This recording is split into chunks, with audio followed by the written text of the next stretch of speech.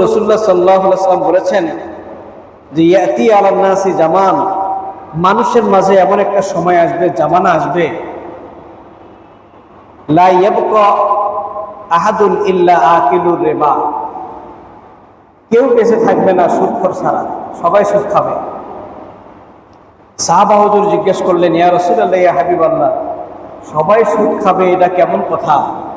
তখন নবীজি বললেন যে সবাই সুদ না খেলেও এই সুদের যে পাপ, এই পাপ থেকে কেউ বাঁচতে পারবে না।